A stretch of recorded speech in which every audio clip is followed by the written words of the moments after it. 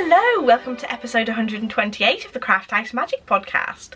My name's Ellie and I'm coming to you from Norwich in Norfolk in the UK, and today is the 13th of August. So welcome everybody, I hope you've all had a lovely crafty week since the last time I've spoken to you, and I'm here to share all the things that I've been making in the last 7 days. So today I have some knitting, some sewing, a few confessions. Oh dear. I have a couple of questions, or 3 questions from the Ask Me Anything thread, and some information on my shop update this week. So you can find me on Instagram, Ravelry and Facebook as Craft House Magic, and I have my own website, crafthhousemagic.co.uk, where you can find my handmade project bags, hand-dyed yarns, stitch markers, HiyaHiya knitting needles and accessories, as well as fabrics and bag making supplies like wadding and cording, etc. So we have the summer sock along going on the Ravelry group at the moment, and we're all knitting all different types of socks. They can be shorties, they can be knee-high socks, whatever is most appropriate for the weather by you or what you prefer. So do come over and have a look there, there's lots of inspiration. You don't have to actually finish the object. I will be drawing prizes from the discussion thread, so any sort of chatter that you have in there increases your chances of winning. And we have some lovely yarn donated to us by the lovely Shannon from Blue Fern Yarns. I showed you on last week's podcast, and quite a number of sock patterns in there, and I will be putting together some more prize packs for that as well, so there'll be lots of prizes for this one. My lovely friend Helen is putting together a prize pack to raise money for charity. So she is most interested in the Myositis UK charity, which is a muscle degeneration group of disorders. And she's putting these prize packs together to raise money for the charity. And this week she's got a mini set donated by me and a number of other things. So she's got the Knit Pro Zing interchangeable set, a head over heels sock yarn, a tote bag, a postcard and some stitch markers. So it's quite a generous prize pack there, and you can find the details to enter this prize draw by looking at the Helen's blog, which is the Knitting Exploits of Josie Kitten, and her Instagram pages are Josie Kitten and Fibre for Fibres, and I will leave links to all of those down below if you're interested in applying, and hopefully I will have put a picture up here so you can see what the prize packages are. So there we go. Right, let's get on with the knitting, shall we? First of all, I have a finished object to show you. So this is my Fraxinus cowl, and it is a gorgeous pattern by Ysolda Teague. I'll leave links to the yarn and the patterns in the down bar. The yarn that I'm using, or I've used because it's finished, it's by Rhichard Devrieze, I think that's how you say it. Somebody did write a message to tell me how to pronounce it, so I think it's Devrieze. Hope I've got that right now. And the colour is called She's Here, She's Here. I'll get a bit closer to the camera so that you can see it a little bit better. It's blowing out a bit now, but you can see the texture a little bit more. We have some sort of cables and a little bit of lace in there at the top, and then there's a little bit less detail down to the bottom, which I think is really pretty. And then right at the bottom there's a section of cables but also a little bit of garter stitch. Now I have missed out a few rows at the very end of the cowl, basically because I ran out of yarn. I literally had that much yarn left from the skein that I was using. I may well have done too many rows of ribbing or something, so I made the cowl sort of longer at the top here rather than finishing all the rows that I needed, but it doesn't matter. I quite like the fact that I've used up my yarn rather than having bits left over, although sometimes it's nice to have some left over to put in a little cozy memories blanket or something. So there we go. I like how the top bit is a ribbed section, so it sort of scooches in a little bit, and then because it's sort of garter at the bottom, it looks slightly wider even though you've still got the same stitch count. Mine is flaring up slightly, but I'm going to give it a bit of a block and I'm sure that will be fine. But I really like this pattern. I'm definitely going to be knitting this again, I think. I did make a bit of a mistake with mine. It was supposed to be a more detailed rib pattern and I've just done 2x2 rib. I just glanced at the chart, looked at the first 4 stitches, thought, oh, 2x2 rib. Carried on, knitted all that, and then realised that it wasn't quite just 2x2 rib. There was a bit more detail in there, but actually I thought I really like the look of the 2x2 rib, so I've kept it the same. but I do love it. I don't think you can see quite how gorgeous this colour is on camera really. It is a little bit more, that looks more true to life. It's more of a sort of pinky purpley burgundy colour. That makes sense. But there we go. Love, love, love this texture. I suppose I should put it on really so you can see. Although it is absolutely sweltering in here today, you can probably see the droplets of sweat on my face. But the least I can do is just put it on quickly. So there we are, all nice and cosy. And I think when I've blocked it, that garter stitch should lay a bit flatter. The fact that I've done a little less rows of the garter stitch at the edge has made it more likely to flip up, I think. But you can put that up and keep you nice and cosy in the winter. I had to take it off straight away because it's way too warm. So yeah, so I'm really pleased with that. Absolutely gorgeous pattern.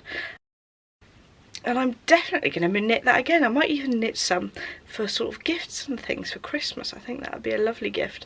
And it's taken me about 8 days to knit the entire thing. Although that is basically all I've been knitting on really. But there we go. I shall block it and show you next week whether it lays a little bit flatter at the front. So that's my only FO, but I do have a work in progress. I've done a little tiny bit on my socks. So these socks are called Black Cable Socks by Anneh Fletcher, and they're knitted out of some yarn that is a bit of a mystery because I bought it at Yarningham last year and there was no label on it when I bought it, and because there was no label I cannot for the life of me remember what stall it was from. And it is a gorgeous teal colour. You can just sort of about see in the light that sort of, it's almost black really, but it's a beautiful sort of greeny teal. There is a little bit of cable up the side starting, so I'll poke that in so you can see it. And hopefully you'll be able to see this. There we go, you can just about see those cables there. A little bit difficult to see because of the depth of colour in the yarn. Once I've got more of the sock knitted, I'm sure you'll be able to see it a little bit better. But those are going to be gorgeous. They're for Adam, so I've chosen the smaller size sock in the pattern because he's got quite slim legs, so I'm sure they'll fit nicely.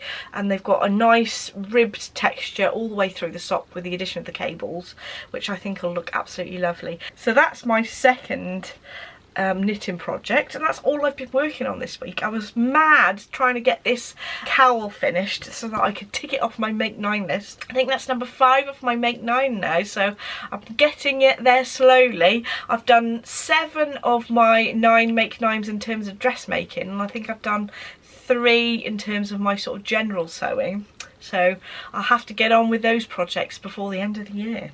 So now I have my sewing to show you. I haven't got a finished object this week. We've been doing some DIY this weekend and that took way too much time. I have started another Holyoke dress, which is a Cashmerrette pattern. I'll pop a picture up here.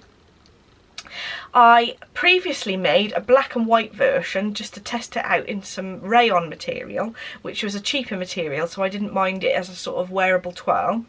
Now I've cut into my expensive SeaSalt fabric and I've done sort of the bodice, but it's not joined at the sides yet. But you can see that there's some facing around the back there that I haven't stitched yet, and I've got the 2 sort of front panels, but you can see how gorgeous this fabric is, and hopefully next week I shall have a finished dress to show you.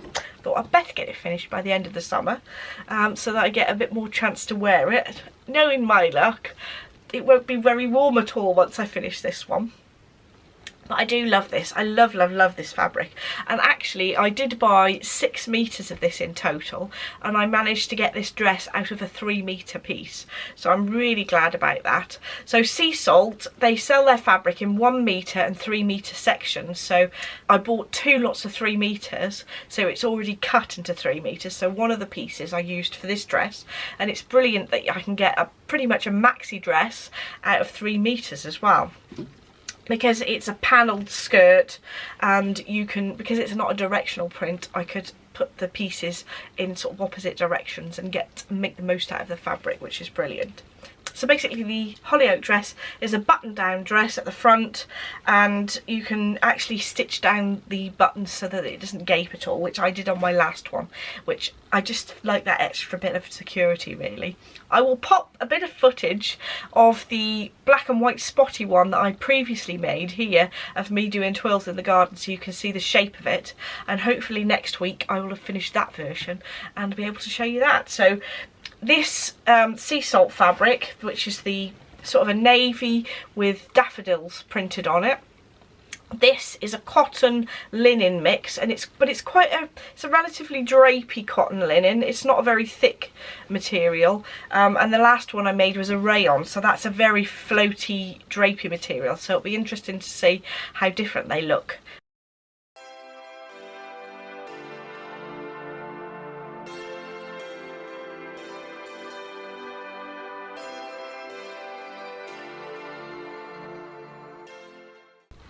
So now I'm on to my confessions. I have been so bad at buying fabric this week.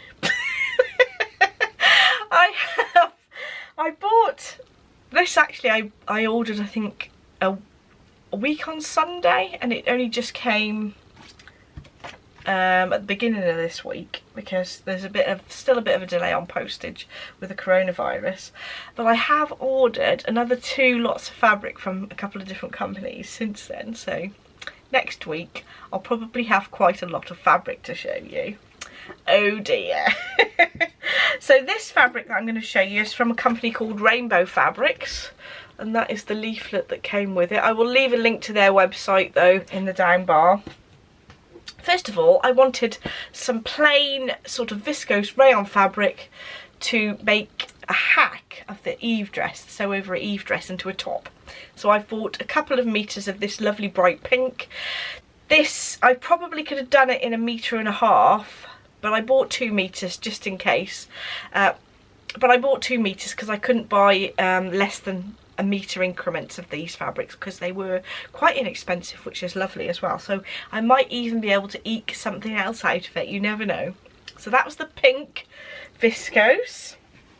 I had seen on the Fold line, she does a little bit of a video blog of all the up-to-date sewing patterns, and a couple of episodes ago she had a sort of mustard and yellow gingham fabric shirt, and I thought, I love that. And then when I saw this on the Rainbow Fabrics website, I have to have it, so I've got a couple of meters of this as well. And I'm thinking Kalle Shirt, the Kalle, I can't remember what company the Kalle pattern's from now, but I will leave a link to the shirt pattern in the down bar, and hopefully put a picture up here of what it looks like. I might make some modifications though, because the shorter one is very cropped and then there's a really long one, so I might do one that's in between the 2 styles, and then there's a dress version which I'm not so keen on, but I do like the sort of collar and the sleeves on that. Thirdly, I bought some more viscose for a wearable twirl for a dress. Now I wasn't sure whether this would suit me because it's quite a pale background and I'm quite a pale skinned person, but I just loved it and I thought, well, it was quite an inexpensive print anyway, I will go for it and use it as like a wearable twirl for the Maisie dress from Sew Over It, which is their newest dress pattern. So I've got 4 meters of that. The next one I got, and this is the very last one, don't worry, is a rayon in gingham, which is, I've never seen a rayon in gingham before. Well, I've never really noticed it anyway, but I thought that that would make a lovely Darling Ranges dress. So the dress I made last week in a nice gingham in black and white, I thought that would be a nice classic piece to wear. And because it's made of a viscose, it'll be a very drapey version as well. So there we go. That's my naughty purchases for this week. At least I have plans for each of them. And I may have also purchased quite a few others for next week to show you. So I better get on with the sewing instead of buying more things, buying them quicker than the rate that I can sew them, which is really naughty. I have a few questions from the Ask Me Anything thread. So first of all, I had a question from Amanda a few weeks ago and I completely forgot to answer it on the podcast. I'm so sorry, Amanda. But Amanda's question was, what threads do I use to sew quilts with, basically? So I just thought I'd have a little summary of different threads that you can use. So a lot of threads don't tell you what size they are, what thickness they are. So this is a bit of a bad example because there's not much on there. But guterman is normally a size 30 weight. So the larger the number on the cotton reel, it means the thinner the thread. So this is a 30 weight. And I've got a very, very fine thread that I use for on my bobbin when I'm doing a lot of sort of free motion embroidery where the top stitching is very dense and you don't want the bottom thread to be dense as well. And this is a weight of 80, so it's a very fine thread. So normally for quilting you'd use a sort of 30 or 40 weighting thread. So that's the first thing to look out for. And the second thing is the fibre that you use on your quilt. So traditionally when you're doing quilting I'd choose 100% cotton thread because they're thought to be stronger. And the ones that I've got in my stash that I quite like are a YLI thread, and this is 100% cotton. This is a 40 weight one, and this is a slightly variegated thread. So hopefully you can see that. So that's quite a variegated one. That's a good manufacturer to go for, YLI. Superior Threads King Tut. This is a 40 weight as well, I think. Yep, and that's just a plain cotton. And also the guterman do a 100% cotton weight, and I think that this is 40 as well. But it annoys me how guterman don't write the size of the thread on their spools very often, which is very annoying, and generally that's about a 30 weight if they haven't put the size on there. But that's 100% cotton as well. A lot of the guterman threads are the polyester ones, but this one actually says 100% cotton on the reel. Well, there we go. And then I've got another guterman one, which is actually, this does say 30 on it. I think the sulky ones tend to actually write a 30 weight, so that it says cotton 30 on the bottom there, and it just means that it is a 30 weight of cotton, and that's 100%, and that's a nice variegated one. Hopefully you can see those colours. So those are sort of the 100% cotton ones that I'll use for quilting. But you can always also use other materials. So they have Aurifil. I've used this thread so you can't see the label much, but Aurifil do these Mirage colourways, and I think this is probably like a rayon, and that is a very shiny variegated thread. Although I must say cotton threads are probably easier to use than the sort of rayons and different materials, so you probably are better off sticking to the cottons. And you might be able to tell I've got these little nets on some of my threads, so if they haven't got a little place to put the thread, like the guterman one has a little place at the bottom of the spool that you can tuck your thread into, but if I haven't got the facility to do that, I use these little nets, and you can buy them from sort of sewing shops. But I do actually, if you ever get flowers through the post, they're quite often actually inside these sort of nets to keep the flowers from being damaged, so I keep those to put over my threads. Very useful tip. So generally I would go for 100% cotton thread and go for about a 30 or 40 weight, and then go for a good brand. So I'd suggest like YLI, Superior Threads, guterman. Depends what your machine likes really, because if the machine doesn't get on well with the thread for some reason or another, it's like a sort of magical thing that some machines just don't like some manufacturer's thread for some reason, and it's not easy to pinpoint why. You just have to try that thread with your machine and see if it sort of gets on well, see if it runs nice and smoothly through the machine, and really just try them out really. Question number 2 is from my friend Jo, and it wasn't actually through Ravelry, it was when we were on a Zoom chat last night. So Joe was asking me how I store my dressmaking patterns once I've printed them out and assembled them and then need to put them away somewhere. So originally, when I was just making a lot of tops really, I'd use these A5 plastic little pouches that are sort of for paperwork really, but these are A5 size and I thought they're quite handy for tops and things. But then more recently I've been making a lot of dresses, so I've decided to sort of upgrade my sister.